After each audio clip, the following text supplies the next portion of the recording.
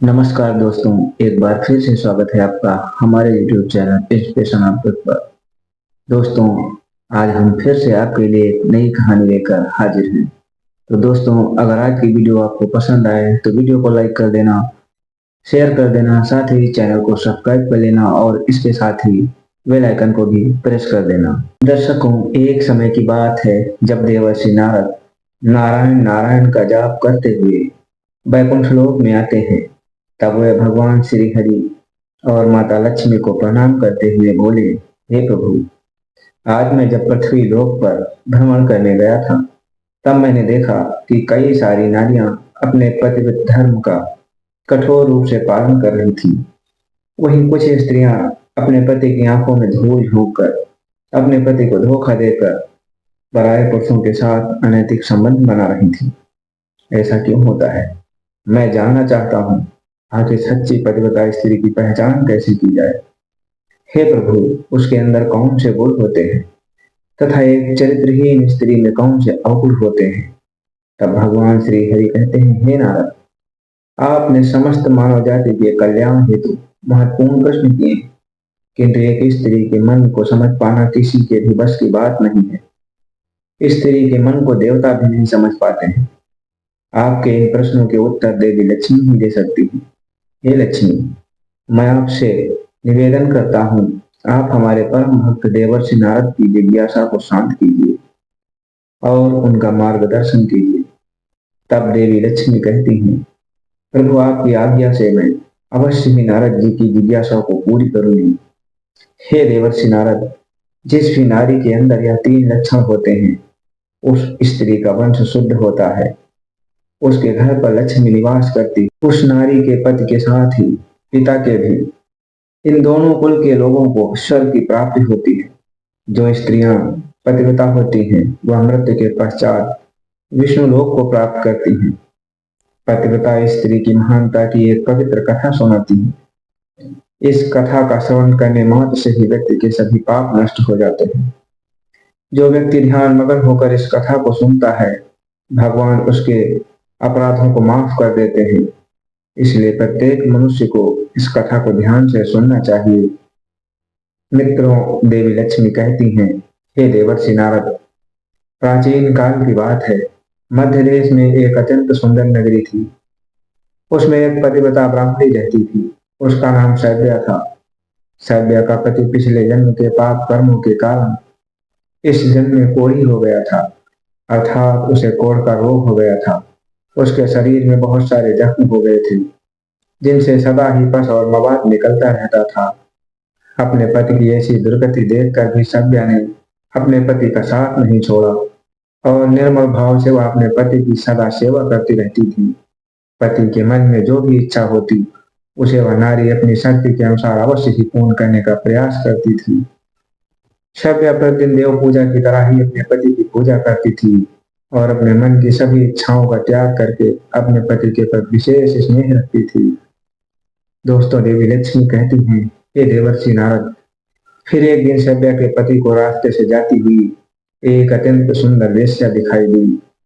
उस सुंदर वेश्या को देखकर उसका पति काम वासना से प्रेरित हो गया और उस वेश्या पर मोहित हो गया। उस वेश्या के सुंदर रूप ने उस ब्राह्मण को पूरी तरह से अपने वश में कर लिया। उसके रूप को देखते ही वह आह भरने लगा, लंबी लंबी सांसें खींचने लगा और जब वह वेश्या उसकी नजरों से दूर चली गई तो वह बहुत दुखी हो गया। अपने पति की आवाज सुनकर वह पतिव्रता तुरंत दौड़ती हुई घर से बाहर आ गई और अपने पति से पूछने लगी, हे स्वामी, क्या हुआ? आप इतने उदास क्यों हो गए? आपने लंबी लंबी सांसें कैसे खींची? आपको जो कष्ट है मुझे बताइए। जो भी कार्य हो आप मुझे बताइए, वह मैं पूर्ण करने का प्रयास अवश्य करूंगी। हे प्राणनाथ, एकमात्र आप ही मेरे गुरु हैं, प्रियतम हैं। पत्नी के इस प्रकार से पूछने पर उसके पति ने कहा, हे प्रिय, मुझे जो चाहिए वह तुम नहीं दे सकती। तुम ही क्या, कोई भी मुझे नहीं दे सकता। इसलिए उस पर व्यर्थ बात करना उचित नहीं है, इसलिए तुम रहने दो। फिर वह पतिव्रता बोली, हे नाथ, मुझे विश्वास है कि मैं आपके कार्य को अवश्य सिद्ध कर सकती हूँ। आप केवल मुझे आज्ञा देने का कष्ट करें, मैं अपनी पूरी शक्ति लगाकर उस काम को पूरा करूंगी। उस कार्य को पूर्ण करने के लिए जो भी उपाय हो मैं करूंगी। अगर मैं आपके इस कार्य को पूरा कर सकी तो इस लोक में और परलोक में मेरा कल्याण होगा। फिर शब्या के कोढ़ीपति ने कहा, हे प्रिय, ठीक है, बताता हूँ। अभी अभी इस रास्ते से एक अत्यंत रूपवती सुंदर वेश्या जा रही थी। उसका शरीर अत्यंत सुंदर और मनमोहक था, जिसे देखकर मेरा हृदय कामाग्नि से भर गया है। यदि तुम ऐसा कोई उपाय करो जिससे वह सुंदर वेश्या मुझे प्राप्त हो जाए तो मेरा जन्म सफल हो जाएगा। हे देवी, तुम मुझसे मेरा मिलन करवाकर मेरी कामाग्नि को शांत करो। पति के द्वारा ऐसा कहने पर वह शैब्य अत्यंत दुखी हुई और बोली, हे नाथ, आप धैर्य रखिए, मैं आपके इस कार्य को अवश्य सिद्ध करूंगी और उस वेश्या को आपसे मिलन अवश्य करवाऊंगी। इतना कहकर उस पतिव्रता नारी ने मन ही मन कुछ विचार किया और फिर रात्रि के अंतिम प्रहर में उठकर वह गोबर और झाड़ू लेकर घर से चली। दोस्तों, देवी लक्ष्मी कहती हैं, हे देवर्षि नारद, जाते समय उसके मन में बड़ी प्रसन्नता थी। फिर वह उस वेश्या के घर पहुंच गई और उसने उस वेश्या के घर के आंगन में झाड़ू लगाया और गोबर से लेप कर उसका आंगन अत्यंत सुंदर बना दिया और लोगों की नजर पड़ने से पहले ही शीघ्रता से अपने घर को लौट कर आ गई। इस प्रकार से उस पतिव्रता स्त्री ने 3 दिनों तक उस वेश्या के घर के आंगन में झाड़ू लगाया और गोबर से लेप कर उसका आंगन स्वच्छ किया।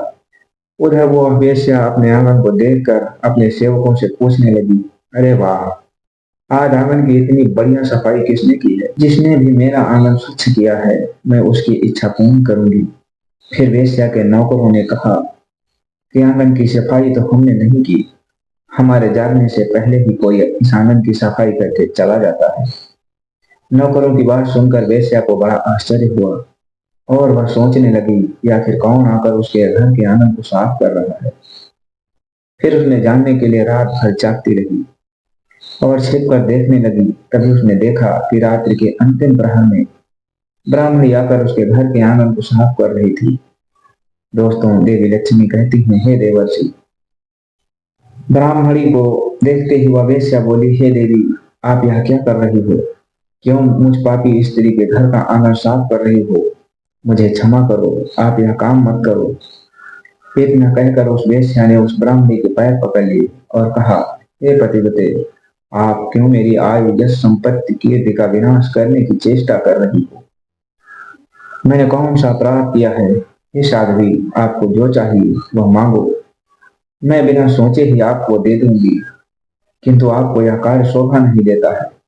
तब उस पतिव्रता ने कहा, हे सुंदरी, मुझे धन की लालसा नहीं है, किंतु मुझे तुमसे कुछ काम है। यदि तुम करोगी तो मैं बताती हूँ। यदि तुम उस कार्य को पूर्ण करोगी तो मेरे मन को शांति मिलेगी और तभी मैं समझूंगी कि तुमने मेरा सारा मनोरथ पूर्ण कर दिया। फिर वह वेश्या बोली, हे देवी, आप जल्दी बताइए, मैं वचन देती हूँ, आपका जो भी अभीष्ट कार्य है उसे मैं अवश्य पूर्ण करूंगी। हे देवी, आप महान पतिव्रता हैं, आपका कार्य करूंगी तो मेरे सभी पाप नष्ट हो जाएंगे। आपके चरण छू लेने से ही मैं पाप से मुक्त हो चुकी हूँ। कृपया आप जल्दी बताइए, मैं आपकी किस प्रकार से मदद कर सकती हूँ। फिर उस ब्राह्मणी ने लजाते हुए कहा, हे सुंदरी, कुछ दिनों पहले मेरे पति की नजर तुम्हारे शरीर पर पड़ी थी, जिसे देखकर वे तुम्हारे शरीर के मोह में पड़ गए हैं और तुमसे मिलन करने की इच्छा कर रहे हैं। इतना सुनकर वह वेश्या चौंक गई और कुछ क्षणों तक विचार करने लगी। उसे उस दुर्गंध युक्त कोढ़ी पुरुष के साथ संबंध बनाने की बात सोचकर बड़ा दुख होने लगा। वह वेश्या उस पतिव्रता से बोली, हे देवी, अगर तुम तुम्हारे पति को लेकर मेरे घर पर आ जाओ तो मैं एक दिन के लिए उनकी इच्छा अवश्य पूर्ण करूंगी। तब उस ब्राह्मणी ने कहा, हे सुंदरी, मैं आज रात को ही अपने पति को लेकर तुम्हारे घर पर आ जाऊंगी और जब वे तुमसे खुद की तृप्ति करके संतुष्ट हो जाएंगे तब मैं फिर से उनको अपने घर वापस ले जाऊंगी। तब वेश्या बोली, हे देवी, तुम शीघ्र ही अपने घर पर चली जाओ ताकि कोई तुम्हें यहाँ पर न देखे और आधी रात को अपने पति को लेकर यहाँ पर चली आओ, मैं तुम्हारी इच्छा अवश्य पूर्ण करूंगी। दोस्तों, देवी लक्ष्मी कहती हैं, हे देवर्षि नारद, फिर वह पतिव्रता नारी अपने घर पर चली गई और उसने अपने पति को सारी बात बता दी कि वह आज रात को उसे उस वेश्या के घर पर ले जाएगी। फिर वह कोढ़ी अपनी पत्नी से बोला, हे प्रिय, मैं उसके घर पर कैसे जाऊंगा? मुझसे तो चला नहीं जाता। फिर किस प्रकार से यह कार्य पूर्ण होगा? तब पतिव्रता बोली, हे प्राणनाथ, आप चिंता न करें, मैं आपको अपनी पीठ पर बिठा कर लेकर जाऊंगी, और जब आपका कार्य पूर्ण हो जाएगा तब आपको वापस ले आऊंगी। इतना सुनकर वह ब्राह्मण बहुत खुश हुआ और अपनी पत्नी से बोला, हे कल्याणी, तुम एक महान नारी हो, तुमसे मैं अति प्रसन्न हूँ। तुम्हारे कारण मेरा कार्य पूर्ण हो जाएगा। तुमने आज जो काम अपने पति के लिए किया है, ऐसा काम संसार की कोई नारी नहीं कर सकती। हे देवी, तुम धन्य हो। फिर रात हो गई और वह पतिव्रता ब्राह्मणी अपने पति को पीठ पर बिठा कर लेकर जाने लगी। रास्ते में एक जगह पर परम तेजस्वी मांडव ऋषि को गलती से चोर समझकर राजा ने सूली पर चढ़ाया हुआ था। वह सूल मांडव ऋषि के आर पार हो गया था, किंतु फिर भी वे जीवित थे और अपनी तपस्या में लीन हो गए थे। जब रात के अंधकार में वह पतिव्रता ब्राह्मणी मांडव ऋषि के नजदीक से गुजर रही थी, तो गलती से उसके कोढ़ी पति का पैर मांडव ऋषि के शरीर को लग गया और उनकी तपस्या भंग हो गई। मांडव ऋषि अत्यंत क्रोधित हो गए और श्राप देने लगे, जिस पापी ने भी मेरी तपस्या भंग की है और मुझे वेदना और कष्ट दिया है, वह पापी सूर्योदय होते ही भस्म हो जाएगा। ऋषि मांडव ने श्राप देते ही वह कोढ़ी जमीन पर गिर पड़ा। ऋषि मांडव का श्राप सुनते ही उस पतिव्रता को बहुत दुख हुआ और वह कहने लगी, आज से 3 दिनों तक सूर्य का उदय ही न हो। इतना कहकर वह पतिव्रता अपने पति को लेकर घर चली गई और अपने पति को शैया पर लेटाकर उसके पास बैठ गई। मित्रों, देवी लक्ष्मी कहती हैं, हे देवर्षि नारद, पतिव्रता की वाणी में इतनी शक्ति होती है कि वह जो भी कहती है वह सत्य हो जाता है, और पतिव्रता के कहने पर साक्षात सूर्यदेव को भी उसकी इच्छा का पालन करना पड़ता है, क्योंकि स्वयं भगवान विष्णु ने भी पतिव्रता स्त्रियों को यह वरदान दिया है कि वो जो बोलेगी वह अवश्य ही सिद्ध हो जाएगा। फिर 3 दिनों तक सूर्योदय नहीं हुआ। सारा संसार अंधकार में चला गया और तीनों लोकों में इसकी खबर फैल गई। यह दृश्य देखकर सभी देवता ब्रह्मा जी के पास गए और सूर्य के उदय न होने का कारण पूछने लगे। तब ब्रह्मा जी ने देवताओं को उस ब्राह्मणी और मांडवी ऋषि का सारा वृत्तांत सुना दिया। दोस्तों, देवी लक्ष्मी कहती हैं, हे देवर्षि नारद, फिर सभी देवता ब्रह्मा जी के साथ दिव्य विमानों में बैठकर उस पतिव्रता नारी के घर के पास चले गए।